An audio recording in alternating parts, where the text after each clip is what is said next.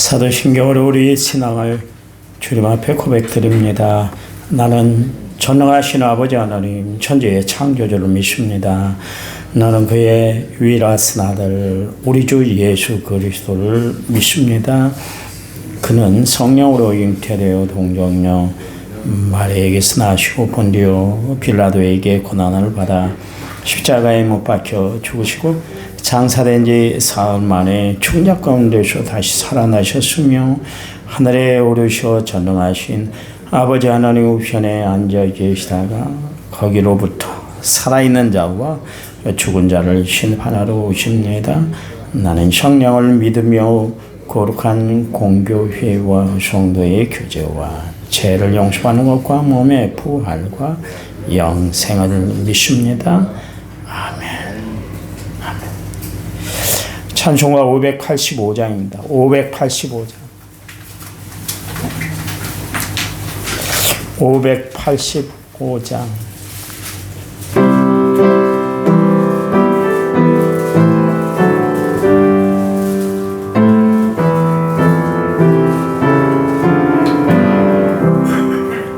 내 주는 강한 성이요 방패와 병기 되시는 큰 환난에서 우리를 구하여 내시리라.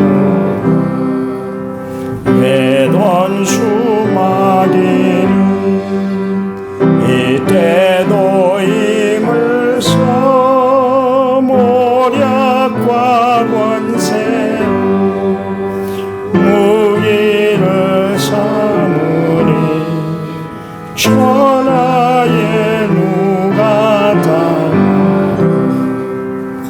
내 힘만 의지할 때는 패할 수밖에 없도다. 힘 있는 장수 나와서 날 대신하여 싸우니 이 장수 누군가 주 예수 그리스도 만군의 주로다. 당할 자 누구랴 반드시 이리라. 이 땅에 마귀 들들어 우리를 삼키려 하나 겁내지 말고 섰거라. 진리로 이기리로다. 친척과 재물과 명예와 생명을 다 빼앗긴대도 진리는 살아서 그 나라 영원하리.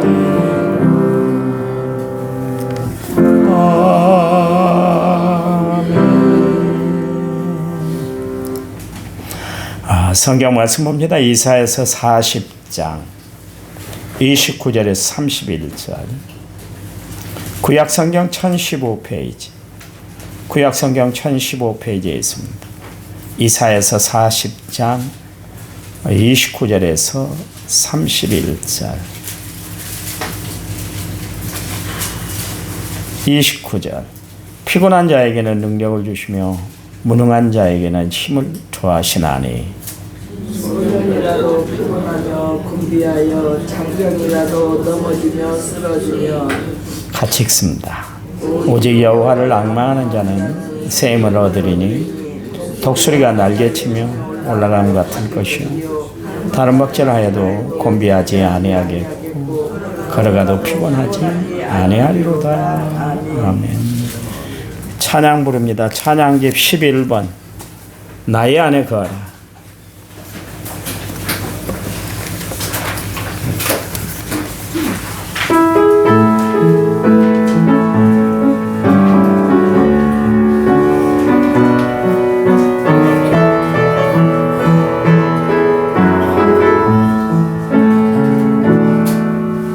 나의 안에 나는 내 하나님이니 모든 환난 가운데 너를 지키는 자라.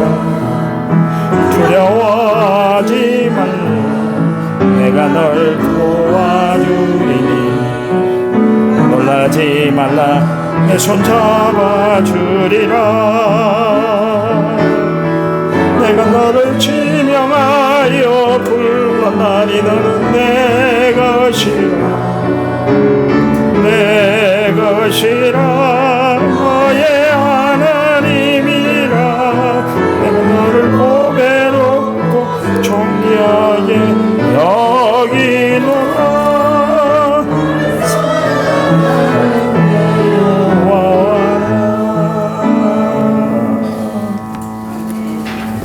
아멘.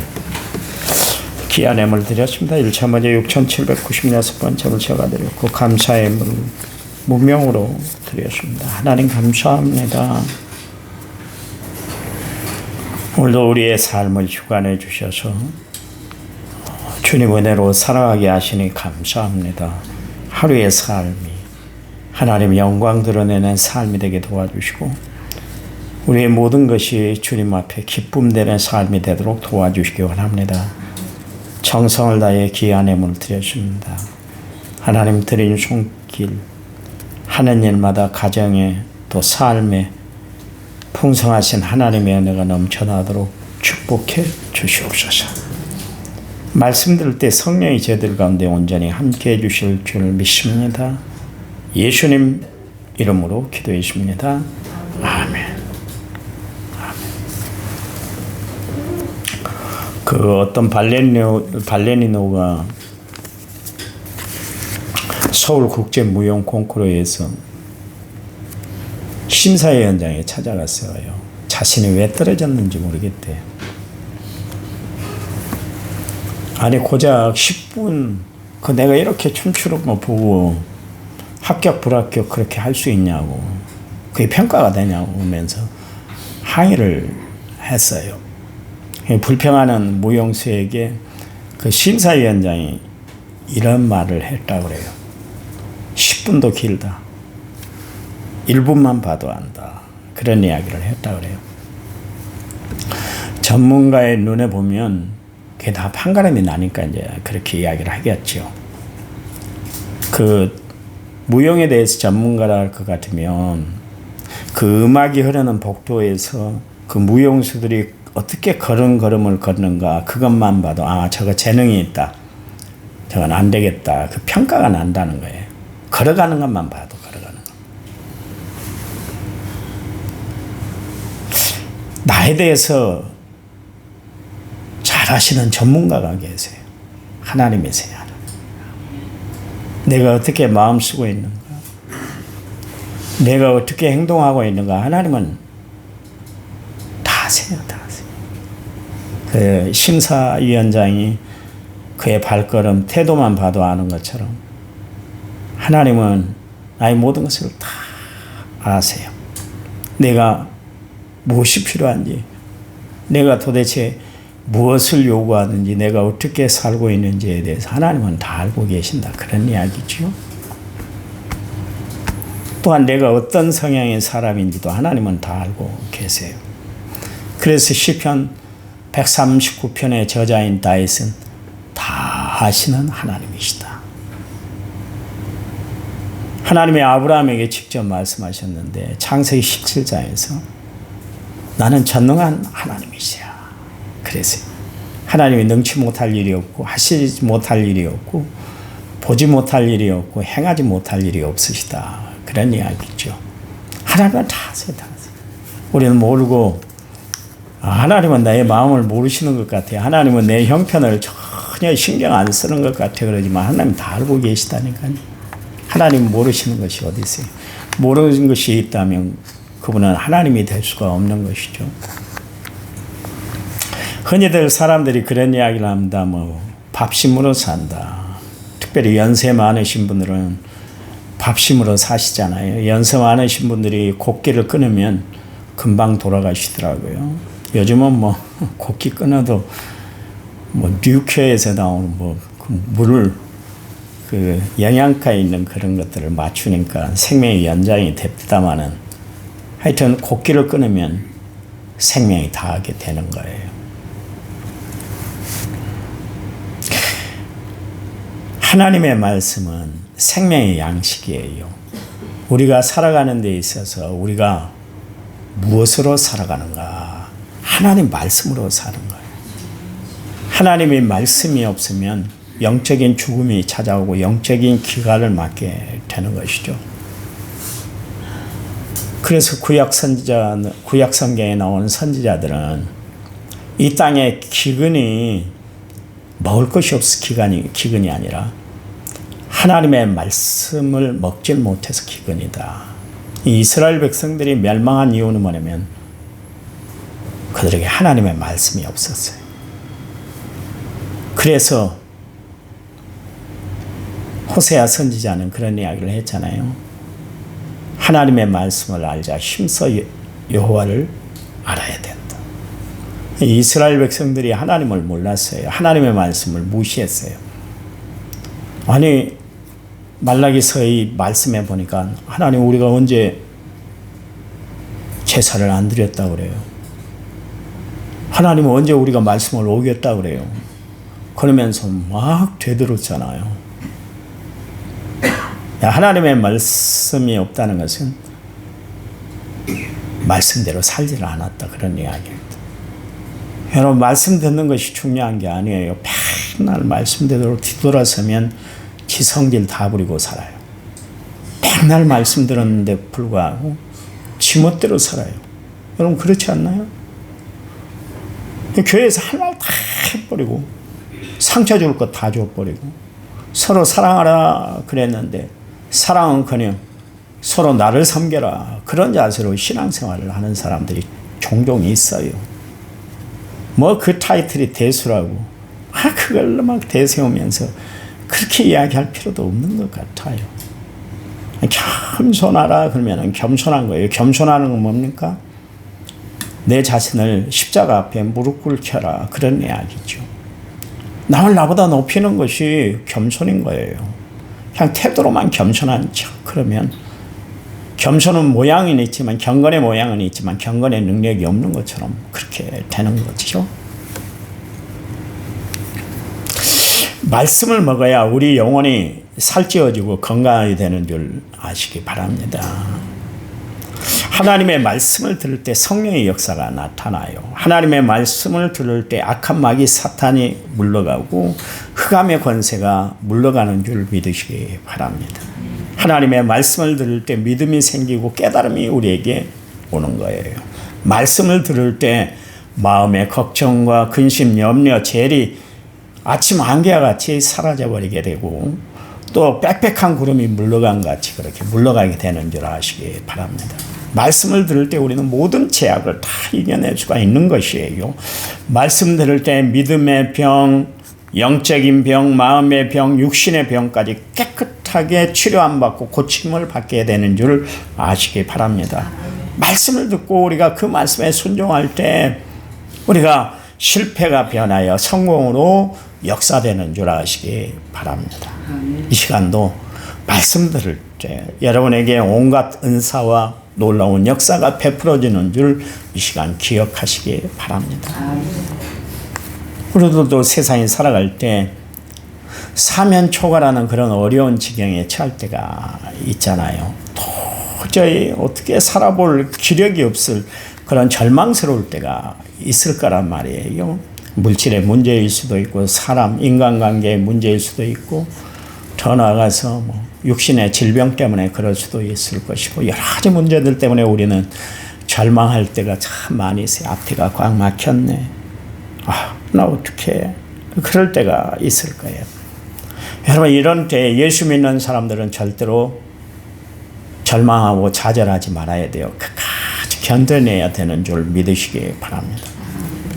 저는 수도 많은 사람들을 장로님들 중에도 그런 분들 뵙고 항종지 직분자들도 뵙고 그래서 얼마나 말렸는지 몰라요.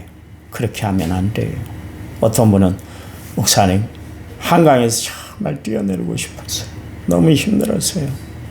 인생이 이렇게 사는 거 아닌데 내가 말렸어요. 또 어떤 장로님은 실수로 인해서 형무소를 갔다 왔어요. 다 잃어버렸잖아요. 형무소 갔다 왔다는 것은 자기의 모든 것을 다 잃어버렸다는 거예요. 매일 찾아갈 때마다 어둠의 그림자가 막 두려워졌어요. 왜냐하면 잘 나갈 때 자신의 모습과 지금 어려운 모습 이 대비가 되니까 너무 미치겠는 거예요. 신방 가서 다 장로님 그러면 안 돼요. 끝까지 이겨내셔야 돼요. 실제로 그 목사님들이 하는 이야기입니다만 목사님들 중에도 자살하는 분들이 있어요. 심각합니다. 전주에 예성교회에서 가장 큰 교회가 하나 있는데 목사님이 그 사위에게 그 교회를 물려줬어요. 도저히 스트레스가 쌓이니까 저기 옥정 다리에 올라가서 그냥 뛰어내려 버렸어요. 센세이션이 한번 일어났습니다. 그 목사님도 훌륭한 목사님이고 사유로운 목사님도 미국에서 공부하고 온 아주 박사를 받은 그런 목사님인데 박사학위가 그를 견디게 하지 못하더라고요. 사람이 그래요. 가장 어려울 때 힘들 때 우리가 절망스러울 때 먼저 생각하는 것이만 아유 여기까지 세상 살 필요 뭐가 있어 그러면서 좌절하고 절망하고 우울증에 빠질 때가 있는데요. 예수 믿는 사람들은 그러면 안 돼요. 제가 한 번은 우리 선교국장이 있습니다. 그직도 만나서 이야기를 했는데 야 나는 너 때문에 목회 그만둘 뻔했어. 그 친구가 선교사로 이제 나가려고 그러는데 집에서는 어머니 노모님이 그가 노모님을 같이 생활을 했어요. 성남의 집이었습니다. 그래서 학교가 끝나면 금요일 날 어김없이 성남으로 가요. 어머니 이제 혼자 계시니까 외롭지 않도록 하기 위해서. 어머님이 이 아들이 또 있어요. 있기는. 근데 이 아들을 그렇게 막내 아들을 의지하고 그렇게 살았는데 어느 날 갑자기 선교사로 간다니까 어머니가 충격을 받은 거예요. 그래서 어머님이 야 나 죽거든 나가 지금은 내가 너를 보낼 수가 없어 안 돼 막 그런 거예요. 하나님은 자꾸 선교사로 나가라고 그것도 가장 어려운 지역 터키로 나가라고. 터키는 지금도 예수 믿는 사람들을 못 살게 구는 나라 중에 하나지 않습니까? 둘 사이에서 갈등을 하는 거예요. 하루는 내 방을 노크를 해서 같이 살았거든요. 이 부엌을 두고 이쪽 방 살았는데 들어왔어요. 얼굴이 잿빛이 됐어요. 형, 거듭난 크리스찬도 자살할 수 있을 것 같아. 얼마나 고민됐어요. 그렇게 했어요. 그래서 제가 그 이야기를 지난 교회에 있던 교회에서 설교 시간에 이야기를 했더니 장로님들이 닭들이 났어요. 다 난리가 났어요. 그때 목사님이 안 계실 때였거든요. 한참 바쁘게 돌아다녔을 때. 그때 장로님들이 목사님한테 일러 바쳤는가 봐요. 김문일 목사가 거듭난 크리스찬도 자살할 수 있을 것 같다. 그런 이야기를 했다고 그래갖고 목사님이 너 원고 갖고 와봐. 너 진짜 뭐라고 했냐. 원고 없이 했는데요. 그랬더니 심할서 안 났어. 다음부터 그런 이야기하면 교회에서 쫓겨나겠습니다. 다시는 안 하겠습니다. 제가 심할서까지 썼다니까. 근데 그 친구가 그저께도 만나서 이야기했더니 웃더라고요. 그때는 참 괴로웠대요. 그렇잖아요. 어머님 못 나가게 하고 하나님은 자꾸 나가게 하라는데 그 둘 사이에서 갈등을 하니까 얼마나 괴로우면 그랬겠어요. 사람은 극한 상황이 되면 힘들어지면 최후를 생각하는 것이 하나님을 의지하는 것이 아니라 내 목숨을 다해버리고 이 세상을 끝내는 것으로 그렇게 생각을 하는 거예요. 그러나 여러분 예수 믿는 사람들은 아무리 태산 같은 고난이 몰아닥친다 할지라도 아무리 성난 파도와 같은 환난이 밀어온다 할지라도 아무리 태풍 같은 시험이 나에게 불어닥친다 할지라도 좌절하지 않아요. 낙심하지 않아요. 왜냐하면 우리 구주 되시는 하나님이 나와 함께 하시기 때문인 줄 믿으시기 바랍니다. 이겨내셔야 돼요. 이겨내셔야 돼요. 시편 121편 1절에서 2절 말씀에 내려가 산을 향하여 눈을 들리라. 나의 도움이 어디서 올까? 나의 도움은 천지를 지으신 여호와에게로 솟으로다. 그랬습니다. 사람들은 때때로 아무런 유익을 주지 못한 염려와 두려움 가운데 빠져 살아갈 때가 있어요. 근심 가운데 거할 때가 있어요.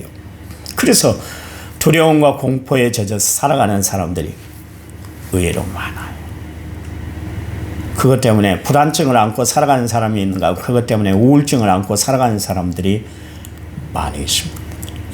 그 믿음의 사람, 남자 중에 남자, 선지자 중에 선지자인 엘리야도 이세벨의 그 강제의 소리를 듣고 저 브엘세바 노뎀나무 아래 가서 죽기를 갈망했잖아요. 그렇죠? 얼마나 힘들었으면. 두려움이 막 갑자기 엄습해 오는 거예요. 그 사람이 어떤 사람이요? 갈멜산 정상에서 하나님이 살아계시다는 것을 보여줬고, 그래서 바알과 아세라 선지자 850명을 기슭가에 데리고 가서 다 목을 쳐버린, 능지처참은 아니지, 목을 쳤으니까 목을 쳐서 다 죽여버렸어요. 그 일 때문에 바알과 아세라를 섬기는 아합 왕의 왕비였던 이세벨이 당장 엘리야를 죽여버리겠다고 엄포를 놨어요. 죽이겠다 엄포를 놨지 잡아들인 것도 아니고. 그런데도 불구하고 그 남자 중에 남자인 엘리야가 겁이 나갖고 브엘세바, 그러니까 이스라엘 나라의 가장 남단까지 도망을 갔어요. 거기가 국경이거든요. 거기서 여차하면 이방 나라로 도망가겠다는 속셈으로 지금 브엘세바까지 내려갔어요. 그래서 거기서 로뎀나무 아래서, 로뎀나무는 어떤 나무냐면 이스라엘 나라의 로뎀나무는 그늘이 되지 않는 나무예요. 오히려 로뎀나무 아래 가면 괴로움을 더할 수가 있어요. 그러니까 지금 자신의 형편이 하나님 나는 너무 괴로워요. 이 로뎀나무처럼 나는 괴로운 사람이요. 태양빛을 아무것도 가릴 수 없는 그런 형편에 있는 사람이에요. 그래서 로뎀나무 아래 가서 죽기를 갈망을 했었거든요. 보세요. 두려움이 오니까 사람이 겁이 팍 나는 거예요. 지금 죽는 것도 아닌데도 불구하고 거기 공포가 엄습해 온 것을 알 수가 있습니다. 그런데 우리가 두려움과 공포를 안고 살아가는데 그 모든 내용들을 다 분석해 보면 지금 당장 이루어진 일, 그것 때문에 두려워하고 공포에 떠는 것이 아니라는 결과가 나왔잖아요. 그 내용을 보면 미래에 대한 두려움, 나는 앞으로 어떻게 살아야 돼? 그것 때문에 두렵고 공포를 느끼는 사람들이 40%가 된다고 합니다. 또 질병에 대한 공포가 12%예요. 우리는 조금만 뭐가 맥히고 뭐가 답답하면 이게 암이 아닌가, 무슨 병이 아닌가 그러면서 우리가 염려하잖아요. 그렇잖아요. 심지어 병만 안 나와 이건 뭐 이거 왜 이러지? 그러면서 막 별것을 다 상상하며 살아가지 않습니까? 그게 12%를 쓸데없는 걱정을 하는 것이죠. 또 나의 사랑하는 사람들이 어떻게 될까? 장차 저 사람하고 어떻게 내가 잘 지낼 수 있을까? 아니, 지금은 이렇게 잘 지내고 있지만 앞으로는 어떻게 지내? 혹시 유연한 건 아닌가? 그런 염려 때문에 살아가는 사람은 염려하는 것이 10%밖에 되질 않습니다. 또한 과거에 대한 후회스러움이 30%가 된다 그래요. 현실적으로 우리가 꼭 염려하고 걱정하고 불안해하는 것은 8%밖에 안 된다는 거예요. 이게 그 영국 데이터뿐만 아니라 존 맥스웰이라는 사람이 심리학에서 이런 이야기를 했잖아요. 8%밖에 안 된다고. 이제 진짜 염려할 것은 8%밖에 안 되는데 괜한 것으로 염려한 것이 90%가 넘는다, 그런 이야기입니다. 그런데요, 하나님이 우리에게 말씀하고 계시잖아요. 베드로전서 5장 7절 말씀에 너희 염려를 다 주께 맡겨버리라. 그가 너희를 돌봐주신다. 하나님이 우리를 돌봐주신대요. 그런 염려할 필요가 없다, 그런 이야기입니다. 저 목사인 저도 내일에 대한 염려, 돈에 대한 염려, 건강에 대한 염려가 없겠어요. 그렇잖아요. 저도 있어요. 없는 거 아닙니다. 또 이러고 한 달 어떻게 메꿔야지, 어떻게 살아야지, 앞이 캄캄하잖아요. 있을 땐 좋았는데 없어지면 염려, 걱정이 되잖아요. 그때 야, 지금까지 너가 어떻게 살아왔니? 하나님이 도와주셨잖아요. 그러면 염려가 해결돼요. 여러분, 염려가 올 때 우리는 누구를 바라보고 누구의 음성을 들어야 되냐면 하나님의 음성을 들어야 될 줄 믿습니다. 하나님이 우리에게 권고하시잖아요. 이 말씀만 하고 마칩니다. 마태복음 6장 25절 27절 말씀에 그러므로 내가 너희에게 이르노니 목숨을 위하여 무엇을 먹을까 무엇을 마실까 몸을 위하여 무엇을 입을까 염려하지 말라. 목숨이 음식보다 중하지 아니하며 몸이 의복보다 중하지 아니하냐? 공중의 새를 보라. 심지도 않고 거두지도 않고 창고에 모아들이지도 아니하되 너희 하늘 아버지께서 기르시나니 너희는 이것들보다 귀하지 아니하냐? 너희 중에 누가 염려함으로 그 키를 한 자라도 더할 수 있겠느냐? 그러면서 마태복음 6장 31절 34절 말씀에 그러므로 염려하여 이르기를 무엇을 먹을까 무엇을 마실까 무엇을 입을까 하지 말라. 이는 다 이방인들이 구하는 것이라. 너희 하늘 아버지께서 이 모든 것이 너희에게 있어야 할 줄을 아시느니라. 그런즉 너희는 먼저 그의 나라와 그의 의를 구하라. 그리하면 이 모든 것을 너희에게 더하시리니 그러므로 내일 일을 위하여 염려하지 말라. 내일 일은 내일이 염려할 것이 한날의 괴로움은 그날로 족하니라. 염려하지 말래요. 오늘부터 염려를 다 붙들어 매고 살아가시기 바랍니다. 우리 저기 고3 학생이 와 있는데 염려하지 마. 하나님이 다 해결해 줄 줄 믿어. 끝까지 최선을 다하면 하나님, 너의 하나님, 나의 하나님인 줄 믿어. 기도할 때 이렇게 기도해. 현서야, 하나님은 나의 하나님이시잖아요. 필요한 지혜를 주시고 은혜를 주세요. 지금까지 함께 하셨으니까 앞으로도 함께 하실 줄 믿어요. 그 믿음으로 기도하길 바래. 기도합니다. 하나님, 이 세상 살아가도록 하나님이 붙잡아 주셨습니다. 함께 주셨습니다. 앞으로도 임마누엘 되신 하나님이 함께 해 주실 줄 믿습니다. 극한 고난 가운데 처한 저희들이지만 하나님이 이겨내고 감당할 수 있도록 용기와 힘과 능력을 베풀어 주실 줄 믿습니다.